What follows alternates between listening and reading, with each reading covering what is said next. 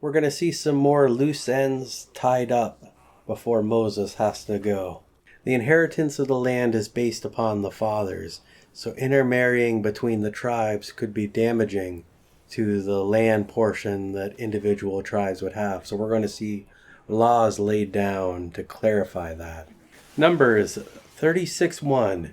The heads of the fathers' houses of the families of the sons of Gilead, son of Machir, the son of Manasseh, the fathers' houses of the sons of Joseph, came near and spoke to Moses and the leaders, the heads of the fathers' houses of the Israelites.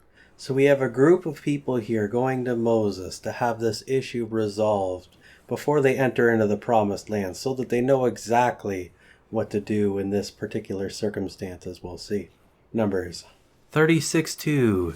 They said, the Lord commanded you, my Lord, to give the land for inheritance by lot to the Israelites, and my Lord was commanded by the Lord to give the inheritance of Zelophehad, our brother, to his daughters. So here we see the children of Zelophehad mentioned again. Zelophehad had no sons, he only had daughters, and they were granted permission to have the inheritance in the event that there was no male heirs. And this is going to look more deeply at that and the ramifications of such a decision. Numbers 36:3. But if they are married to any of the sons of the other tribes of the Israelites, then their inheritance will be taken from that of our fathers and added to the inheritance of the tribe to which they are received and belong. So it will be taken out of the lot of our inheritance. So here we see the ramifications, that if there's only daughters and they inherit and then they marry, then the land possession would be transferred over to the one that they marry, and it would become part of their family's possession. So there needs to be a solution to this, or the land could just be transferred around and one family could end up with everything, and there could be other families that would lose vast portions of their inheritance, and that would be deeply troubling. Numbers. God had a very interesting system when it came to the buying and selling of land, in that the land wasn't really sold, it was only temporarily sold, like a lease, that they could sell the rights to using the land for a certain amount of time until the Jubilee year came, and then the land would be transferred back to the original owner. So they're looking at that aspect of these daughters here. If they got married and they sold the land and the land was redeemed into the Jubilee, that they got it back, but because they're in a different family, it would be restored outside of their father's house. So it's just being more specific of what we were looking at before. I should mention that a Jubilee year happens every 50 years. And in the event they want to buy the land back, and let's say it's 25 years to the Jubilee year, they could pay a rate based upon the time that has elapsed and the time that is remaining to the Jubilee year to redeem that land ahead of time. Numbers 36:4.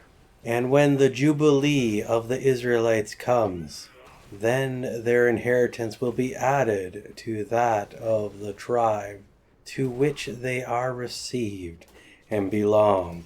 So will their inheritance be taken away from that of the tribe of our fathers? 36:5. And Moses commanded the Israelites according to the word of the Lord, saying, the tribe of the sons of Joseph is right. So Moses hears the things that they explained, and he says that it is correct, that in their interpretation they are right, that the land would be taken away, but he's going to provide a solution to this problem. Numbers 36:6. This is what the Lord commands concerning the daughters of Zelophehad.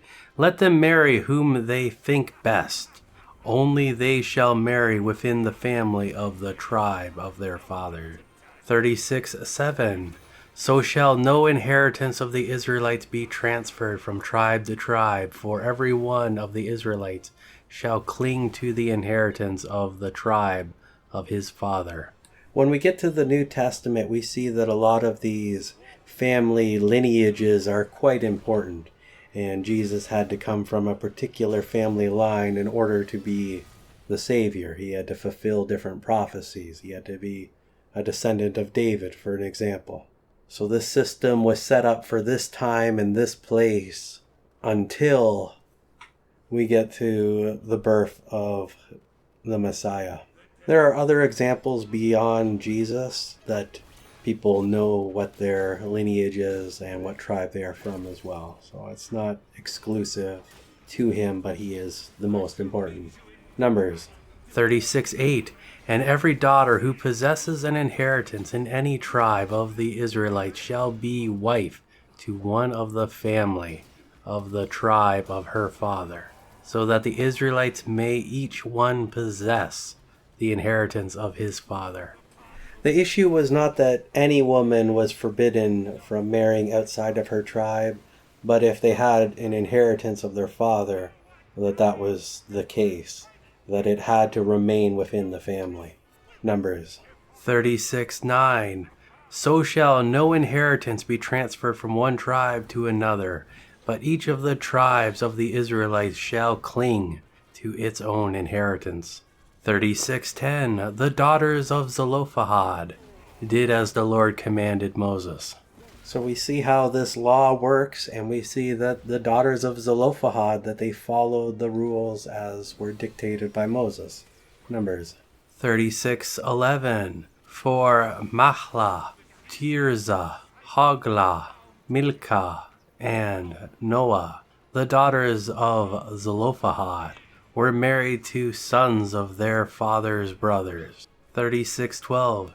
They married into the families of the sons of Manasseh, son of Joseph, and their inheritance remained in the tribe of the family of their father. 36:13. These are the commandments and ordinances which the Lord commanded the Israelites through Moses in the plains of Moab by the Jordan River at Jericho. So there we go. That is the final law that we see Moses giving to the people from the Lord in the book of Numbers. For this is the end of the book of Numbers.